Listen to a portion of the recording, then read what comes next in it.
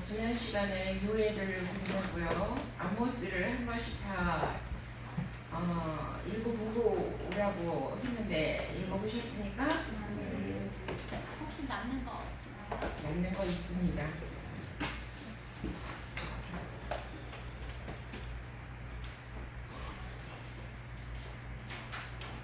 자, 아모스를 보겠습니다. 아모스 서론. 아모스가 부름 받았을 때는 유다 왕 우시야 시대, 곧 이스라엘 왕 요아스의 아들 여로보암 시대에 지진전 2년이다. 우시야는 BC 792년에서 740년에 유다를, 여로보암 2세는 BC 793년에서 754년에 이스라엘을 다스린 왕이었다. 당시의 국제 정세는 이스라엘에게 유리하게 전개되었다. 이스라엘을 괴롭히던 아수르는 아수르 북쪽에서 남쪽으로 세력을 확장하려는 아라랏과의 전쟁에 휘말려들어 이스라엘과 그 주변에 뻗고 있던 힘을 아라랏 전선으로 옮기지 않을 수 없었다. 이 힘의 공백을 교묘히 이용하여 여로보암 2세는 주변 국가를 속히 점령하여 솔로몬 시대의 영토를 회복하였던 것이다. 이스라엘은 풍요로웠고 번영으로 치닫고 있었다. 그러나 사치와 타락 또한 그에 비례하여 높아만 갔다. 따라서 빈부의 격차는 극심했고 부정과 부패는 극에 이르게 되었다. 하나님께서 아모스 선지자를 통해서, 물론 선지 활동을 하던 자는 아니었죠. 그는 뽕나무를 재배하던 농군이었습니다. 그런데 하나님께서 두루두루 보시다가 이제는 정식으로 이렇게 선지자 활동을 하고 있는 사람이 아니라도 하나님의 말씀을 들을 수 있는 평범한 아모스를 택했던 거예요.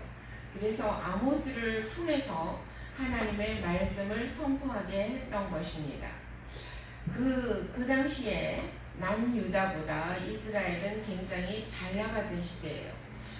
우리가 이렇게 세상을 살아보면서 어때요? 세상 살아보면 참 녹록지 않죠. 그런 중에도 특히 예수 믿는 사람들은 고난이 참 많아요. 예수 안 믿는 사람은 그냥 넘어갈 일도 하나님께서는 하나님의 자녀들, 하나님의 백성들을 가만히 두시는 것 같지가 않더라고요. 똑같이 잘못을 해도 예수 믿는 사람은 드러나요. 거짓말을 해도 표가 나고 뭔가 이렇게 잘못을 하면 잘 드러나요. 그래서 결국은 어떻게 돼요? 다른 사람보다 더 많이 힘들어지게 되더라고요.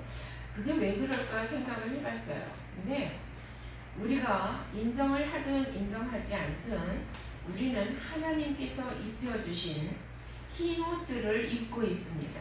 눈에 보이지 않지만 우리는 흰 옷 입은 사람들이에요. 그래서 세상을 이렇게 살아갈 때에 어때요? 가시밭길을 걷는 때도 있고 진흙탕을 지나갈 때도 있고 참 많은 일들을 겪죠. 근데 다른 사람보다 더 드러나는 이유는 우리가 흰 옷을 입고 있기 때문입니다. 그래서 정말 이렇게 피하려고 그래도 가시밭길 걸어가면 뜯길 수밖에 없어. 그 가시에 찔릴 수밖에 없고, 어디 진흙밭을 지나가면 진흙이 튀겨서 오염이 묻죠. 근데 다른 사람을 시침 툭 대고 넘어갈 일이 어때요? 그리스도인들은 드러나요. 그래서 자기의 잘못이 드러나서 눈물 콧물 흘리면서 회개하기도 하고, 또 자기가 잘 깨닫지 못할 때는 어떻게 해요? 환경을 통해서 사람을 통해서 깨닫게 하시는 그 하나님의 은혜로 다시 또 돌이켜서 하나님 앞에 엎드리게 되죠. 우리가 그것을 뭐라고 설명을 할까? 참 은혜의 날들이다. 결국은 이렇게 우리가 고백하게 될 것입니다. 왜냐하면 하나님이 원하시는 것은, 하나님의 자녀들과 하나님의 사람들에게 원하시는 것은 우리의 잘 먹고 잘 사는 게 관심이 있는 게 아니라 뭐예요? 우리의 거룩입니다. 구별된 생활, 하나님을 향한 그 마음과 뜻과 온 정성을 다해서 하나님을 사랑하고 하나님 앞에 나의 사랑을 올려드리고 하나님의 사랑을 입은 자답게 사는 것. 그래서 하나님께서 원하시는 건 뭐라고요? 거룩이라고요. 우리의 흰옷을 잘 지켜야 돼요. 잘 지켜서 거룩한 자의 삶을 살아야 될 줄 믿습니다. 근데 이스라엘이 굉장히 풍요로웠다 그랬어요. 이 당시에 사람이 배부르고 등 따시면 엉뚱한 짓 잘해요. 생각부터 잘해요. 그러다 보면 행동이 아주 거리낌 없이 또 하게 되죠. 풍요로운 것이 때때로 얼마나 위험한 것인지 우리는 기억해야 될 것입니다. 그래서 우리는 늘 기도하죠. 하나님 너무 힘들어요. 하나님 너무 아파요. 하나님 나 좀 봐주세요. 뭐 별 얘기 다 해요. 그렇지 않고 정말 힘들 때, 기근에 시달리고 있을 때 내 자녀를 보면서 눈물 흘리면서 아버지 감사해요. 그런 사람 별로 없어요. 근데 그 고난의 터널이 지나놓고 보면 그것이 내게 유익이었다. 그때가 참 감사한 시절이었다. 왜? 하나님께서 다른 데 절대 안 보고 눈 똑바로 뜨고 우리를 바라보고 있거든요. 지키시고 있어요. 우리가 힘들 때 더 잘 지키고 우리가 정말 어려울 때, 기근일 때 하나님께서 가슴 아파하면서도 눈을 다른데 돌리지 않으신다는 거예요. 그것보다 더 감사한 일이 어디 있어요? 네. 우리가 어디 가서든지 자랑스러워할 것은 우리가 하나님하고 친해야 돼요. 하나님하고 친하면 두려울 거 없어요. 무서울 것도 없습니다. 누가 가장 많이 친할까? 그걸 거룩한 근심을 해야 돼요. 내가 가장 많이 친했으면 좋겠다. 하나님께서 나하고 친한 사람 앞으로 한 줄로 서봐. 그러면 제일 앞장설 수 있도록 애쓰면서 살아야 되겠다. 그래야 돼요. 제일 앞에 서는 사람은 아마 주님을 많이 닮아 있는 사람일 거야. 우리가 그렇죠? 주님 닮아가는 삶을 살아야 되잖아요. 주님을 많이 닮으면 하나님하고 친해서 가까이 설 수 있어요. 아멘? 아멘. 네, 이 풍요로운 속에서 번영으로 치닫고 있는 이 상태에서 사치와 타락 또한 그에 비례해서 노파만 같다. 사치와 타락. 나는 잘 살게 되면 절대 안 그럴 거야. 이게 다들 그러죠? 못 살 때는.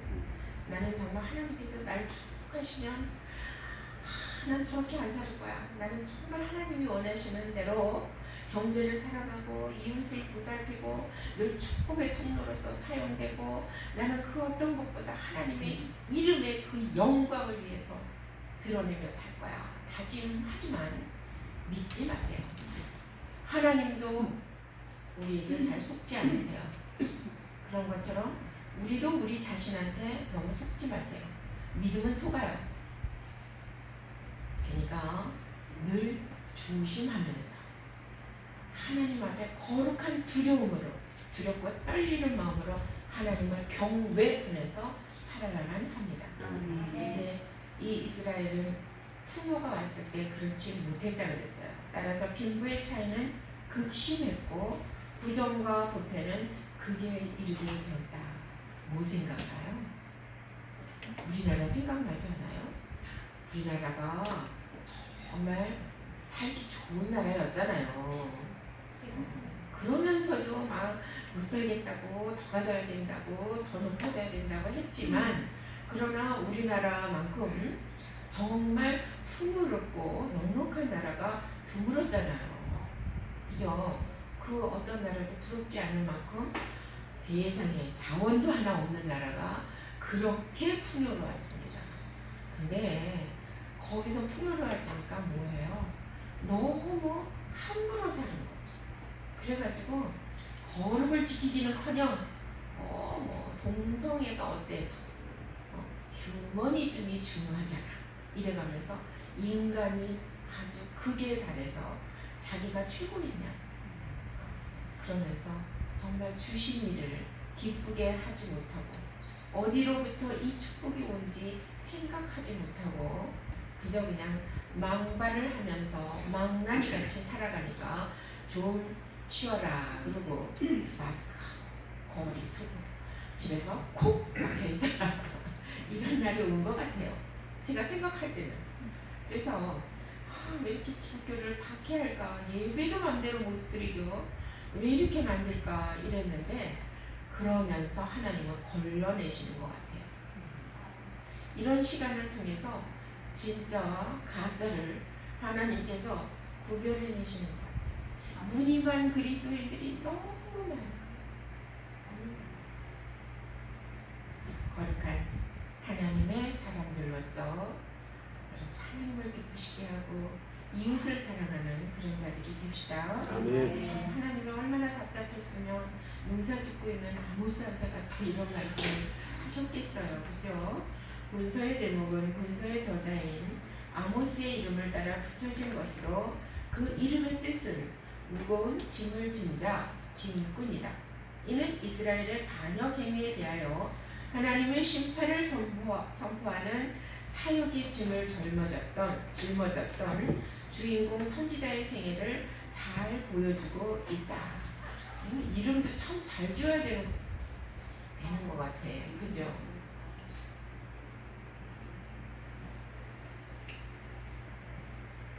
그래서 이 부모님이 왜 아모스라고 지었는지는 모르겠지만 농사를 짓는 부모님이었나 보죠.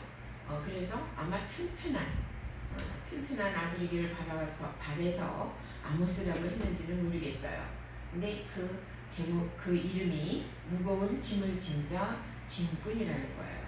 근데 하나님께서는 무거운 짐을 이 환경적인 그 농부로서 무거운 짐을 져라 그런 게 아니라 하나님의 말씀을 잘 듣고 선포하는 그 사역의 짐을 지우신 거예요.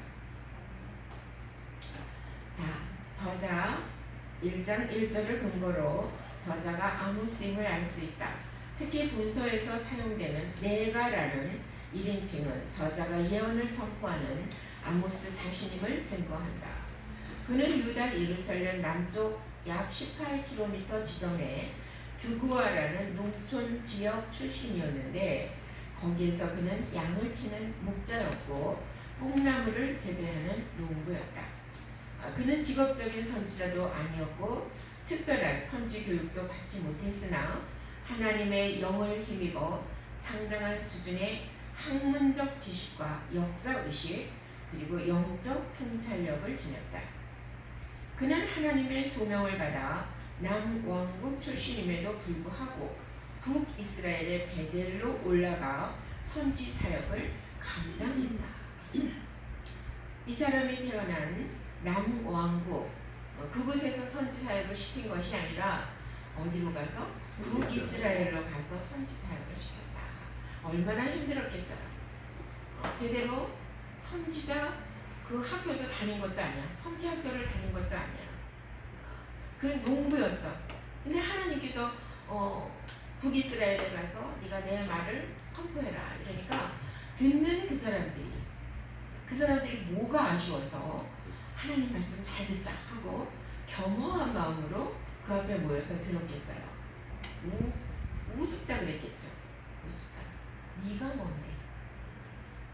네가 그렇게 잘났어? 그러면 너가 통하는 네가 살던 니네 동네에 가서나 해.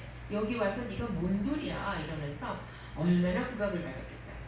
그럼에도 불구하고 어떻게 해야 돼요? 무거운 짐을 지고 말씀의 짐을 지고 그는 하나님께서 맡겨주신 사역을 감당해야만 했습니다. 아모스는 유다 왕 우시아의 시대에 곧 이스라엘 왕 요아스의 아들 여로보암의 시대에 지진전 2년에 예언 활동을 하였다.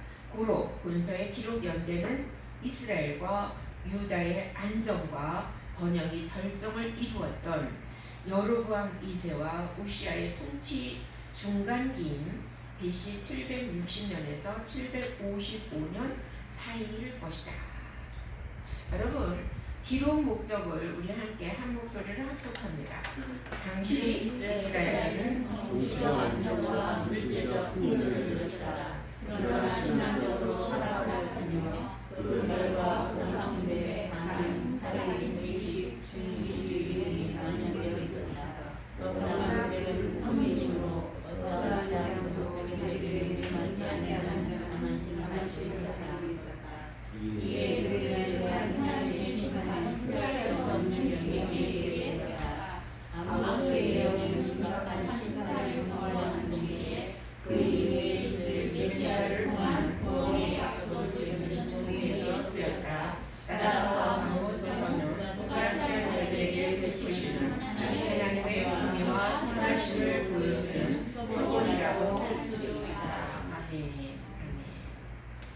이스라엘이 정치적 안정과 물질적 풍요를 누렸지만 신앙적으로는 타락했고, 그래서 그 결과 우상숭배, 간음, 살인, 의식, 중시주의 등이 만연되어 있었다. 그랬어요.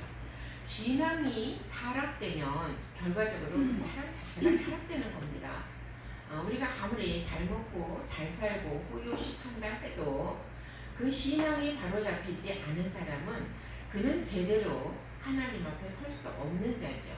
그래서 인간의 그 나쁜 속성대로 움직이게 돼 있어요. 사람은 항상 하나님을 따르고자 하는 그 선한 생각과 그렇지 않고 하나님을 배척하고 자기 마음대로 살고 싶어하는 악한 세력이 좋아하는 그런 마음을 함께 갖고 있는 것 같아요. 사람은 양면성이 있는 거죠. 양면성. 그래서요, 그게 참 중요해요. 아이들을 키우면서도 아이들한테 너는 정말 못돼 먹었어 자꾸 이러면 아이들이 자기도 모르게 나는 못된 사람이야, 나는 원래부터 나쁜 사람이야, 이렇게 자꾸 생각을 하게 돼요.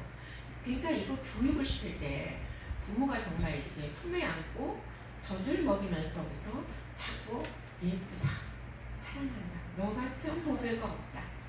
맞잖아요. 보배. 하나님께서 천하보다 귀한 생명이라 그랬으니까 정말 귀한 존재라는 것을 심어줘야 돼. 그래서 혹시 아이가 자라면서 실수를 해도 그걸 이렇게 너는 원래부터 나쁜 애라 결국 이런 짓을 하는 거야, 그렇게 할 것이 아니라 네가 어쩌다가 이런 실수를 했는지 모르겠구나, 너는 원래 그런 애가 아닌데, 그거를 꼭 해줘야 돼요. 그러면 아이들이 어떻게 해요?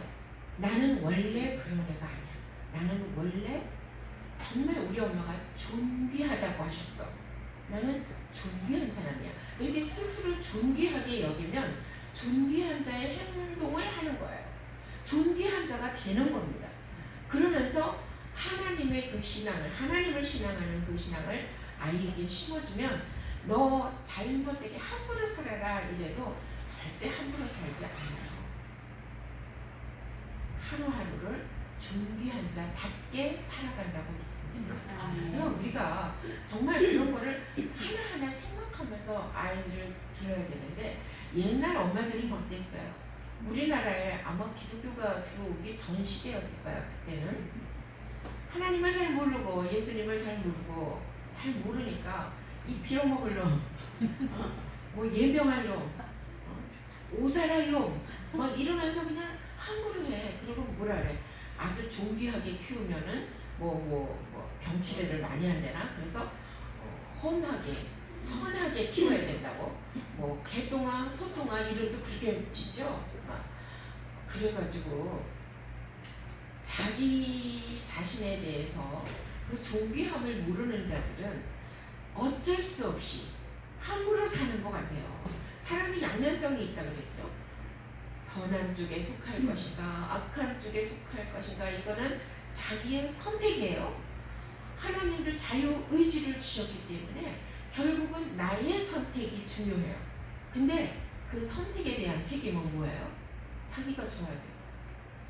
죄를 지으면 죽어야 돼. 죄값은 사망이라고 그랬으니까. 물론 예수님이 우리의 생명을 살리셨지만, 그러나 자기 십자가에 자기가 지은 자기 죄에 대해서 책임져야 될 부분이 분명히 있습니다. 예수 그리스도의 이름으로 회개는 하지만 결국은 도적질한 것은 갚아야 되고요. 아프게 한 것은 가서 풀어야 되고요. 누군가에게 잘못한 것은 고백하고 용서를 빌어야 돼요.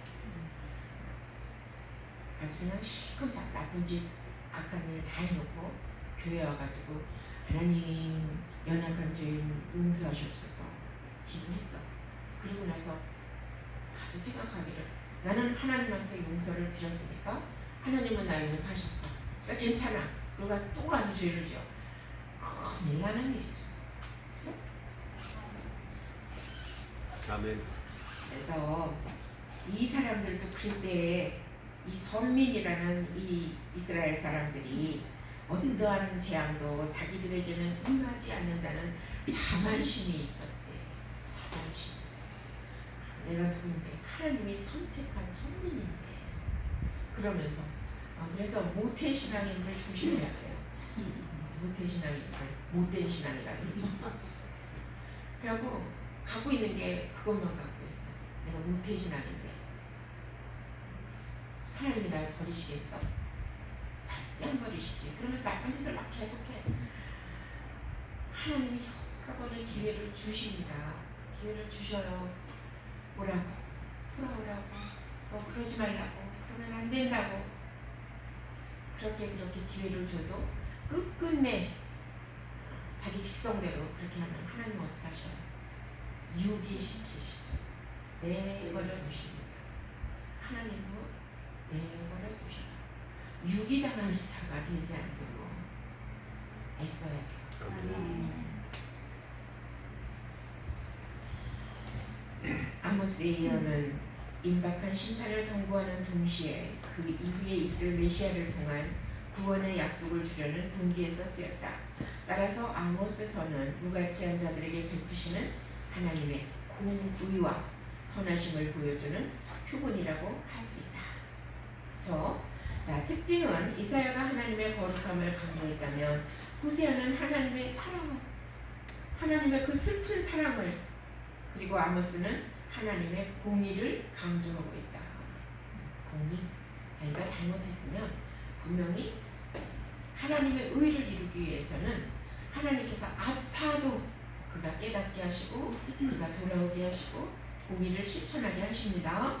아모스는 하나님의 속성을 공의 혹은 정의로 파악하고 또한 이것을 인간 도덕의 본질적인 요소라고 가르쳤다. 자, 전체 관찰 보겠습니다.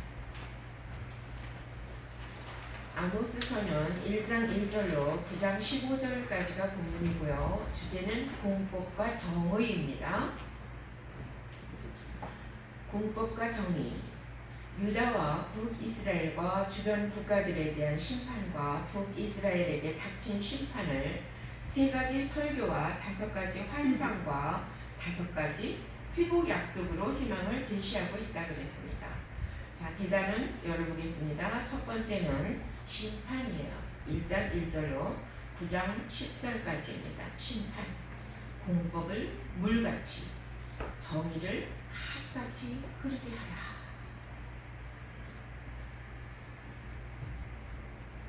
공법을 물같이, 정의를 하수같이 흐르게 하라. 자, 중단은 8나라의 예언이 나옵니다. 북이스라엘과 남유다와 이웃 나라들에 대한 심판을 예언했어요. 소단원을 볼까요? 유다왕 우시아 때이죠. 드고야의 목자인 아모스가 북이스라엘에 대하여 선포한 하나님의 말씀입니다.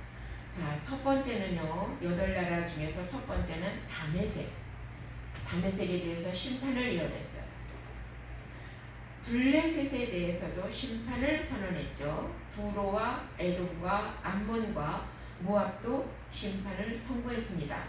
그리고 하나님의 선민이라는 남유다도 2장 4절로 5절까지 보면은요, 심판을 선고합니다. 왜? 그 이유는요, 율법을 무시했고, 너희는 율법을 무시했고 우상 숭배한 죄가 있다. 그것 때문에 너희는 심판을 받을 것이다. 그랬어요. 마찬가지로 북이스라엘도 마찬가지입니다. 2장 6절로 16절을 보면 심판이 나와요. 그 심판의 이유는 극도의 죄악상과 우상 숭배의 죄입니다. 중단은 두 번째 보면 3장 1절로 6장 14절까지 3가지 설교가 나옵니다. 이스라엘 죄악과 하나님의 심판, 경고에 대해서 3가지 설교가 나오죠. 첫 번째는요, 북이스라엘의 운명이 3장 15절까지죠. 택한 백성 이스라엘의 죄와 사마리아에 임할 심판입니다. 두 번째, 북이스라엘의 타락이 4장 1절로 13절까지 나옵니다. 회개는 하지 않고 더욱 깊어지는 죄악으로 하나님의 더 큰 심판을 경고받을 수밖에 없었다. 그 북이스라엘의 타락은 하나님의 경고, 심판의 경고를 받을 수밖에 없었다. 왜? 회개하지 않고 더욱더 죄악만 깊어지니까. 세 번째, 북이스라엘에 대한 애가 슬픈 노래죠. 하나님을 찾지 않고 패역과 안일함에 대한 멸망을 선포합니다.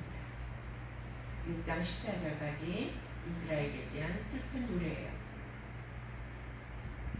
하나님을 찾지 않고 패역하고 안일함에 대한 멸망을 선포했습니다. 중단은 세 번째 5가지 환상이 나와요. 7장 1절로 9장 10절까지입니다. 긍휼의 하나님, 하나님은 긍휼의 하나님이세요.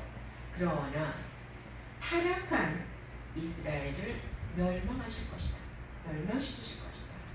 그래서 5가지 황충이 나오는데 첫 번째 환상이 5가지 환상 중에 첫 번째 환상이 황충입니다. 메뚜기 재앙의 환상으로 보이신 심판을 아모스가 중보 기도로 보류시켰죠. 주여 그리 마옵소서. 주여 힘없는 이스라엘이 어떻게 하겠습니까? 그리 마옵소서 하고 중보 기도로 보류를 시켰어요.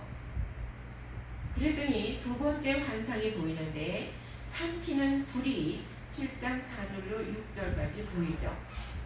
그것은 불재앙의 환상입니다.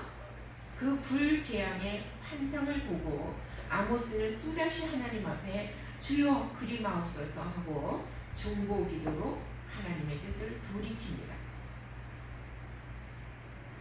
세 번째 환상은 다림줄에 대한 환상이 7장 7절로 7장 17절까지 나오죠. 의의 기준에서 벗어난 이스라엘과 아모스를 해하려는 아마사에게 내릴 심판이 바로 다림줄을 통해서 보이시는 환상인 것입니다. 의의 기준에서 벗어난 이스라엘과 그리고 이 하나님의 말씀을 선포하는 아모스를 이름이 비슷한 아마사라는 사람이 자꾸 해치려고 그래요. 그래서 그에게 나는 이렇게 심판하겠다 하는 것을 보이시는 환상입니다. 네 번째는 8장 1절로 14절까지 보면 여름실과가 나옵니다. 여름실과의 환상. 여름실과는 심판이 임박했다라는 뜻도 되고요. 그날은 비통하며 말씀에 기근이 있으며 우상 숭배자는 멸망할 것이다.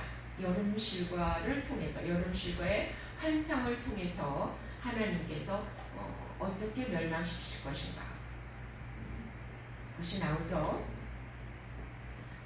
여러분 여름실과가 뭐예요? 여름에 나오는 실과예요? 수박 같은 거? 성경에서 이때 나오는 여름실과의 의미는요, 제때 가을에 열매를 맺지 못하고 일찍 열어서 괜히 약해요. 그러다 보니까 벌레가 잘 생겨요. 그러다 보니까 어때요? 썩지요. 그래서 제대로 잘 자라고 있을 정상적인 열매까지도 썩게 만드는 그것을 뜻하는 겁니다. 여름실과. 여름실과라는 말을 저한테 탁 주신 적이 있었어요. 언제였냐면 저희가 교회를 개척하고 한 10년쯤 됐을 때 10년쯤 된 요즘 개척교회 굉장히 힘들잖아요. 여러분들 아시죠? 개척교회 한 10년 됐으면 예전에 제가 어렸던 60년대 70년대 같으면요 교회에 십자가 탁 세우면 사람들이 막 와요. 기도하러. 그때는 살기가 힘든 때라서 그랬는지 하나님 앞에 나와서 위로받고 거기서 어떤 새로운 삶을 살고자 막 사람들이 와서 울며 불며 회개하고 하나님 앞에 매달려요. 근데 지금은요 너무 살기 편해진 시대라 개척교회 세워졌다 그래서 누가 찾아오는 사람은 별로 없어요. 그럼에도 불구하고 주의 종은 어떻게 해야 돼요? 종으로 부름을 받고 하나님께서 세우심을 하나님으로부터 세우심을 받았다면 그는 그 자리를 지켜야 돼요. 그러니까 개척교회 하면서 너무너무 어려워도 그 자리를 지키려고 애쓰고 힘쓰고 그러다 보니까 병들고 아프고 하는 목사님들이 주변에 많이 있어요. 근데 저는 뭐 멘탈이 강해서 그런지 그렇게 해서 아픈 적은 없어요. 그런데 어쨌든 간에 제가 이제 뭐 어린 시절에 하나님께서 종을 쓰겠다는 어떤 말씀을 들었지만, 예언의 말씀을 들었지만, 저는 종이 되기보다는 종을 잘 보필해주는 사람이 되고 싶어서 늘 이렇게 신학 공부는 하되 안수는 안 받겠습니다. 이런 식이었어요. 그러면서 앞으로는 정말 평신도의 시대가 올 거니까 우리는 평신도로서 정말 종 같은 삶을 살자. 그리고 이미 세워진 종을 잘 섬기자. 이렇게 하면서 생활을 했는데 하나님께서는 조금 계획이 다르셨던 것 같아요. 그래서 정말 몇 바퀴에 이렇게 덤블링을 하고 그리고 정말 다시 일어설 수 없을 만큼 힘들었을 때에 결국은 무슨 말씀을 하셨냐면 군교에 기도처를 마련하여 올리라. 그러더니 저를 안수받게 하셨어요. 사람들이 목사님들이 자꾸 뭐 이렇게 저기 하시는 분들이 자꾸 저보고 종인데요 그러더라고. 나는 아닙니다. 종을 잘 섬기고 싶습니다. 저희 남편이 어디 가면 목사님이세요? 자꾸 그랬어요. 아닙니다. 우리는 평신도입니다. 그랬어요. 근데 하나님마다 실패하니까 정말 부끄러워서 살 수가 없어요. 하는 일마다 실패를 하니까 어디가 좀 모질한 사람들 둘이 만나서 사는 것 같아. 근데 결국은 하나님께서 저에게 누구를 만나라. 그래서 가서 만났어요. 그랬더니 그분이 이제 예언을 하시는 분인데 인격적으로 훌륭한 분은 아니었지만 아무튼 그분을 통해서 결국은 예전에 졸업했던 신학교, 예전에 졸업했던 신학대학원 뭐 그런 거 다 이렇게 졸업장들 다 만들어가면서 성적 증명서 그런 거 다 떼어가면서 졸업한 지 한참 된 후에 19년 만에 안수를 받게 됐어요. 그래서 저는 그때 생각했어요. 하나님께서 기어코 이렇게 세우셨으니 이제 다른 사람들 무지 많이 몰려올 거라고 생각했어요. 근데 여전히 많이 군대같이 몰려올 걸 기대했지만 아무도 오지 않았어요. 그리고 엎드리는 시간이 길었습니다. 근데 한 10년쯤 됐을 때 어떤 사람이 이렇게 왔어요. 몇 명 안 되는 성도들하고 함께 사는데 모르는 사람이 왔으니까 굉장히 반가웠겠죠. 근데 이분이 아주 멀쓱해요. 그리고 뭐 하던 분이냐니까 뭐 고위층 공무원을 하셨었더라고요. 그런 분인데 봤어요. 그러더니 그 다음 주에는 누구를 또 한 명 데리고 왔어요. 2명이 됐죠? 그 다음 주에는 이 2명이 또 2명씩을 데리고 왔어요. 그러니까 몇 명이 됐겠어요? 8명이 됐죠? 막 기하급수적으로 막 늘어나는데 금방 뭐 이렇게 한 30명이 한 달도 안 돼서 쫙 채워지더라고요. 근데 이분이요 조금 이상해지기 시작하는 거예요. 자기 식구들이 많아지니까 조금 이상해져요. 목사님 찬송은요 이런 거를 불렀으면 좋겠습니다. 제가 그때만 해도 단조 찬양을 좀 좋아했어요. 그랬더니 그거 말고 블루블루 하는 거를 해주세요. 그럴 수 있잖아요. 그래서 제가 블루블루 하는 스타일 아님에도 불구하고 정말 애를 써서 또 이렇게 신나는 찬양을 하나씩 하기 시작했어요. 그랬더니 또 그러는 거예요. 목사님 말씀이요 조금 이런 쪽으로 해주셨으면 좋겠어요. 또 막 그러더라고요. 그래도 또 제가 겸손한 마음으로 또 그런 쪽의 말씀들을 또 연구해보기 시작했어요. 그러면서 2달, 석 달째 되니까 목사님 아주 훌륭하신 분이 지금 외국에서 오셨는데 공부를 무지 많이 하셨고 뭐 학위가 몇 개쯤 되는 분이래요.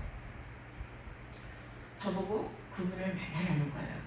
그러면서 한 수 배우러 왔습니다. 이 말만 하시면 그분이 알아서 잘해줄 겁니다. 제가 고민하기 시작했어요. 이건 아니다. 제가 고민을 많이 했어요. 많이 하고 나서 문자를 보냈어요. 뭐라고 보냈나? 집사님, 우리 교회는 우리가 알아서 우리 식대로 잘 하겠습니다. 하나님 앞에서 부끄럽게 하지 않을 거니까 걱정 마시고 집사님 취향에 맞는 교회로 가십시오. 그랬어요. 그랬더니 이분이 너무너무 분해가지고 우리 교회 성도 누구한테 전화해가지고 이럴 수가 있느니 없느니 무슨 목사님이 이러냐는 등 뭐 별 얘기를 다 했지만 그 전화 받은 그분이 우리 목사님은 원래 그렇다고 한 번 아니면 아니니까 그냥 다른 데로 가시는 게 좋겠다고 그랬대요. 그랬는데요. 그리고 나서 제가 아파요. 하나님이 붙여주신 사람일지 모르는데 내가 내 성질에 못 이겨서 그렇게 잘라버린 건 아닐까. 아프기 시작했어요. 주일이 왔어요. 주일날 갑자기 열 몇 명이 더해져갖고 한 30 몇 명이 북적북적 되다가 갑자기 원래 인원만 딱 있으니까는 휑 해가지고 뭔가 하나님한테 죄송스럽기가 짝이 없어요. 그래서 하나님의 뜻을 묻지도 않고 내가 그렇게 문자를 보낸 것이 내가 하나님 앞에서 잘못한 건 아닐까 이러면서 계속 내 가슴을 만진 거예요. 그랬더니 아버지 정말 죄송합니다. 내가 성질이 못돼서 그거를 하나님은 아무나 오라 누구나 오라 그랬는데 집사님은 집사님한테 맞는 곳으로 가십시오 이랬으니까 제가 잘못한 것 같아요. 막 그랬어요. 그랬더니 진짜 1분도 안 지났어요. 딱 한마디 하죠. 그는 여름 실과라. 그는 여름 실과라. 여름 실과가 뭐야? 여름 실과가 무슨 뜻이지? 그래서 막 찾기 시작했어요. 그랬더니 옆에 것까지 병들게 하는 게 여름 실과래. 자기만 썩는 게 아니라 옆에 것까지 병들게 하는 게 여름 실과래. 그래서 제가 어떻게 해요? 가슴 훅 내려갔죠. 우리가요 예수 믿는다고 무조건 다 받아들이는 것만 능사가 아니에요. 무조건 손을 보고 상대방한테 네네네 이렇게 하는 것도 능사가 아니에요. 하나님께서 세우신 자답게 하나님께서 존귀하다 하셨으니 존귀함을 가지고 그걸 가지고 다른 사람을 무시해라가 아니라 존귀한 자답게 본을 보여야 돼요. 삶에서든 또 상황 속에서든 생활 속에서든 또 신앙적으로도 누구나에게 본을 보일 수 있는 주님 닮은 자로서 그런 존귀함을 드러내며 살아야 될 줄 믿습니다. 오늘 힘들다. 살기도 어렵다. 자녀들 뭐 사줄 것도 없는데 내 주머니 털털 비었고 내가 여기서 무슨 말을 할 말이 있어. 난 존귀한 자도 뭣도 아니야. 이러지 마세요. 그렇게 어려움을 겪게 하시는 데는 하나님의 뜻이 숨겨진 하나님의 사랑이 있고요. 그 사랑 깨닫고 우리가 받을 그릇이 되면 하나님께서 채우시고 넉넉히 입히시는 줄 믿습니다.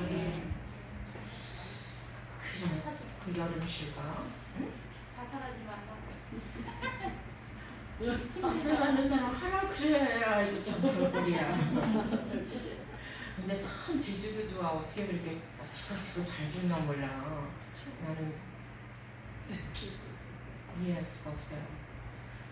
자, 9장 1절로 10절까지는 성전 파괴의 죄를 그 5가지 환상 중에 마지막 그 환상으로 보이셨죠. 타락한 백성들을 심판하러